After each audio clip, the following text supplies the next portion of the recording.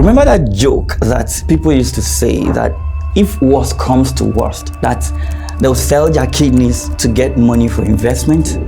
Yeah, it turns out some people weren't exactly kidding. They meant it for real. But how do you sell your kidney when there is no open market for those? As I searched for an answer to this question, I stumbled on this Trust TV documentary. And told me that there is one hospital that they used to sell kidneys. This is Yahaya. He is a 16-year-old living in Abuja, Nigeria. For some time now, Yahaya, even as a teenager, has been facing immense hardship in the country. He's no stranger to the big increase in prices of foodstuff, crippling poverty in his community, and hopelessness everywhere he turned. He wanted a way out. But Nigeria is not exactly a land of opportunities right now. However, one fateful day, a golden ticket fell from the skies and landed at his feet. No, not literally now. According to this investigative documentary by Trust TV, Yahaya was approached by his friend Abdurrahman and presented with a juicy offer of 1 million naira. This money was for compensation. But for what? Yahaya wondered. Abdurrahman had informed Yahaya that there was a hospital close by that was looking to buy people's kidneys, and if he was courageous enough, he could sell one of his and receive this 1 million naira immediately as compensation. No time wasted. Being the vulnerable adolescent that he was, Yahaya quickly accepted the deal. In a matter of days, the operation was carried out successfully. But here's the funny part. You see, he didn't actually get to keep his hard-earned 1 million naira. He had to surrender 100,000 naira to the agent that brought him to the hospital, while also parting with 20,000 naira to his friend that lured him into this black market. And at the end of the day, he walked away with about 880,000 naira and one less kidney. Now, Abdurrahman, Yahaya, and this mystery agent who orchestrated the whole of this operation are part of an illegal multi-billion-dollar industry known as organ harvesting. And it's not just random people we are talking about here. It is alleged that some agents who are responsible for finding and harvesting organs from victims are people highly placed in the society. Now, the weight of these allegations, if true, goes to show the level of deep cover-up we are dealing with. And it raises one question for us. Do we have a powerful underground organ harvesting ring in Nigeria? On October 25, 2023, a police unit in a community in Port Harcourt, Nigeria, received a complaint from a resident in one of the housing units. On arrival, Nigerians would receive one of the most chilling and horrifying news of the year. A 400-level petrochemical engineering student, Deman Okoligwe, was being accused of murder. But it was the nature of this murder that left people baffled. The victim of this murder was his girlfriend, Justina Otweni, a 300-level biochemistry undergraduate. The accused, Mr. Deman Okoligwe, had killed and harvested her organs for alleged ritual purposes. When the police recovered the remains of Justina, her breast, eyes, and other sensitive parts of her body were all removed. While this murder was reported as ritual killing, sometimes these parts are sold to customers who need them for other reasons. You see, about 8 months earlier, in February 2023, 6 persons were arrested at Nobi, Anambra State, for allegedly killing and harvesting the organs of their victims in Anambra communities. They confessed to being notorious armed robbers and kidnappers terrorizing this local community.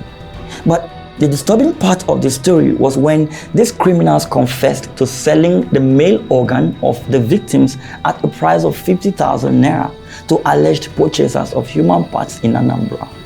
Now, I know you're thinking, this has to be the most brutal and devilish part of this organ harvesting, right? Well, sometimes it gets worse. Believe it or not, there are people who willingly give up their organs for money, although the will to do such harmful acts in certain instances, can be coerced. This is the first conviction of its kind in the UK. We could not have achieved this. In March 2023, a court judgment was delivered in the United Kingdom that sent shockwaves down to Nigeria, all because of the people that were being sent to prison. This is Senator Ekweremadu, a former Deputy Senate President of the Nigerian Senate.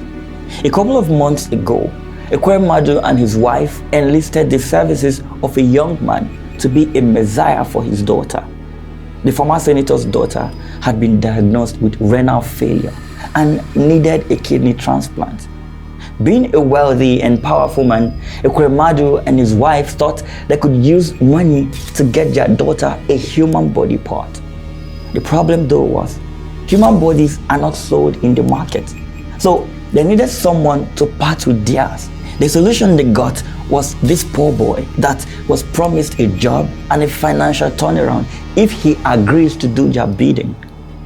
The boy was then illegally smuggled into the United Kingdom, where an accomplice, a certain Dr. Obeta, was to help in facilitating the entire process. Ekweremadu and his wife and this doctor were all later arrested and sent to jail by the Central Criminal Court in London. You see, both Justina's boyfriend and Ekweremadu are guilty of a crime known as organ harvesting. A crime defined as the illegal extraction of human body parts through force, coercion, or divisiveness, all for financial gain. Sometimes victims of these acts who are convinced to give up their organs for money aren't even aware of the risk and life-threatening consequences of the venture they are embarking on. Money is often used to blind them and make them compliant.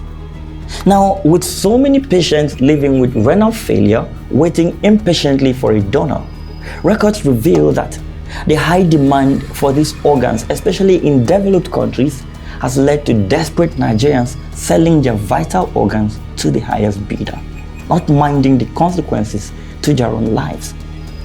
The trade in human organs and trafficking in human eggs and human embryos are said to be multi-billion-dollar businesses.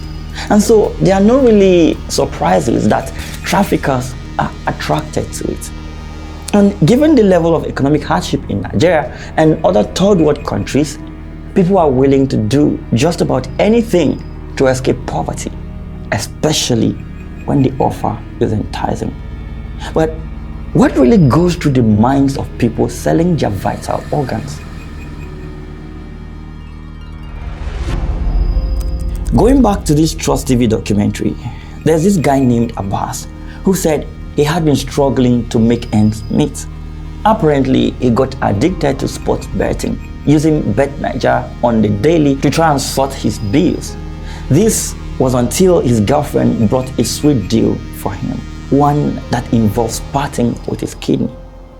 Watching this investigative piece will get you angry at how all those targeted by this organ trafficking network are the people in the lowest rung of the society. They are often the poorest of the poor, looking for where to get their next meal. And so when they hear of a £1 million offer for a part of their body that most of them don't even know the use, they quickly jump at the offer without any thought whatsoever of the consequences of their action. The hospitals and medical personnel carrying out these operations also fail to enlighten these victims, as they too allegedly stand to gain from the financial transactions involved. But that leaves us with this question: who are these people that make up the organ trafficking network? Concerns mount over unregulated black market organ trade in Nigeria. In the Yahaya, Ekweremadu, and Abbas's story we've covered, there seems to be one common denominator. In all of these stories, there was a middleman or an agent who facilitated the organ trade and harvesting. These agents entice victims by using psychological coercion on their victims, making sure to isolate them from loved ones that could warn them of the danger they are in. The agents even use friends and other willing close relatives in certain scenarios to convince the victims. And going by the pattern we've seen, these agents intentionally approach the poor victims who are more susceptible. Then they offer ridiculous amounts of money for their kidneys only to turn around and sell for so much more. This has been the playbook of this evil network, preying on poor Nigerians to harvest their vital organs. But the most concerning part is how they managed to convince some corrupt hospital staff to conduct work with them. Now, the question that kept playing through my head as I went through all of these stories was, let's say the victims willingly accepted to conduct these procedures without any coercion. Let's say they just wanted the money and decided this was the route for them. Is it legal? Since they are getting paid for this body organ, does this qualify as a fair transaction? Shouldn't there be some form of regulations to this thing? Well, in 2003, the Nigerian government passed the Trafficking in Persons Prohibition, Enforcement and Administrative Act. This law was meant to address human trafficking. It was amended in 2005 and 2015. Now, Section 20 of this law made recruiting persons for organ harvesting a crime. However, some experts believe that people are able to exploit loopholes and corrupt officials due to weak law enforcement. The current law guiding organ transplant in Nigeria says the donor must be at least 18 and there should be no financial inducement whatsoever. But then, as is the case with so many other systems in Nigeria, people are able to exploit loopholes in the law and get things their way. Take for example, a guy named David wants to sell his kidney. He wants to get an iPhone so he can impress his girlfriend. But without money and a job, he decides to let go of one of these bean-shaped organs. The problem though is, he's only 15 years of age, and there is a law criminalizing people below the age of 18 from donating.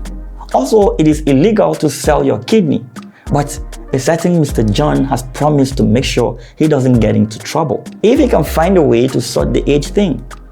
And so, David is taken to a court by Mr. John. And the boy is made to swear to an affidavit that says he's now 18. The clerk in the court doesn't care to ask any questions. He just stamps and signs this piece of paper that has magically added 3 years to a potential victim. And just like a lamb taken to the slaughter, David is returned back to a hospital where usually a doctor will have a look at the affidavit, approves it, and the surgery is a go. The amount of manipulation on the victim is insane. But you can understand why the brokers and agents can stomach what they do. Yeah, they get paid. And in these times and seasons, people are willing to do a whole lot just for money. But what of the patients? Those who buy these organs? Do they care to know how it's gotten? I know you're wondering, why can't they obtain organs from the official route? Well, that was my thought too. But a report published in 2023 noted that over 21 million Nigerians are living with kidney diseases, and about 45,000 of them die every year from kidney failure. The chances of these patients surviving are usually in the hands of good Samaritans that are willing to sacrifice one of their vital organs. And so patients who are in more pressing need of a replacement sometimes decide to source for this illegally by offering money to any willing party. Like in Ekwremadu's story, it was difficult for the man, as a father with such power and means, to fold his arms and watch his daughter die, when he could influence things with his money. The question though is, how about the boy? Would he allow his son to take such a risky decision to save a total stranger just for the sake of money? Let's not even concern ourselves with how much was involved now. While I hate to be the moral police shining light on this, I'd like to point out that the activities of powerful, rich folks like Ekweremadu is what makes this black market thrive. These agents are willing to go to the end of the earth to get these organs because Oga needs them. There won't be an illegal seller of organs if there are no illegal buyers. So when you hear of people getting kidnapped, killed, and their organs removed, it is because an Oga somewhere has provided money for these agents to go source for human organs. Which makes me wonder, is there an organ harvesting cartel preying on Nigerians? The organized and meticulous nature of the whole organ trafficking business only points to there being a cartel. Remember the 6 people arrested in Anambra back in February 2023? Here, they confessed to selling the human body parts to purchasers of these human organs. So there are people out there that actually wait around to buy the organs once their clients tell them that they have organs available. According to Humango, over 9,000 people were killed and over 4,600 were kidnapped in 2022 alone. Some of these abductions and killings have been reported to be for rituals, where victims are killed and their body parts are harvested and used for rituals in promise of wealth or other purposes.